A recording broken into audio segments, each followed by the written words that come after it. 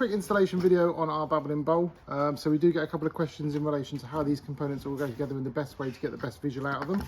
So with our Babbling Bowls, they are supplied with a plastic sump, 50 centimeters, and a plastic tray to suit. So they don't actually come with a metal grid. It's not needed for this. So this plastic tray is more than capable of taking the weight of the bowl.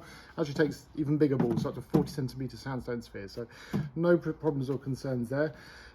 Just to explain how this procedure goes together. So we do actually, on our photography work that we've got on the website, we have been using our centre supports here. So this gives a little bit of height between the reservoir itself and the bowl that sits on top. It gives a nice visual because obviously the bowl's floating, the water comes off the edge. You've got your nice shingle around the top here, so so it presents a nice visual, but completely optional. We don't supply these, but as you can see, it's just a bit of 4-inch plastic tube from a local DIY store. But ultimately, yeah, you can just sit the bowl straight on there and have shingle around it. It's entirely up to you. So we'll go over a quick way and an easy way to do the installation. Generally speaking, what we do recommend is having some support. So I've got some exaggerated supports here. Then you wouldn't normally use them if they were this long. It's obviously about 1 foot long in general, but just so that you can see what we're doing and how all the components go together. So this way it allows me access to the top tray, and I can do all the pump and the tube work underneath, and then we remove the supports, and obviously that's how you do your final installation. So for this video, I'm going to include our centre support, just so you can get an idea of how it all goes together in the process. But obviously if you don't use it or you don't want it, then just ignore that part. But ultimately you'd sit that on there. What you'd then do is then you'd put your bowl on top of your reservoir there. So this is almost an exploded view, I guess, of how it will all end up being in your garden.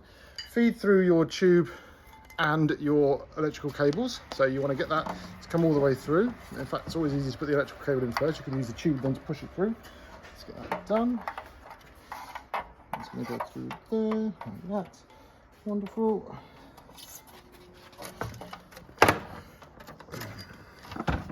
So there is the bowl. Obviously you've got your LED module fitted in there now. Going through here, this is the centre support. This is what's going to be going at ground level eventually. And then inside the reservoir, this is where you're going to be connecting up your tube work. So that just connects onto your pump, nice and simply. Goes like that. There's a little tail piece, the auxiliary connector on the pumps.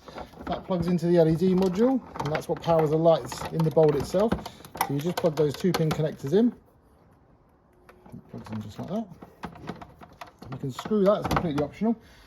There's a cable exit point on the reservoirs, so it's always better to just bring the cable out, and then obviously when the lid goes down, it doesn't interfere with the cable at all. Get your cable out, make sure it gives you 10 meters of cable there to go to your transformer so you can power things up.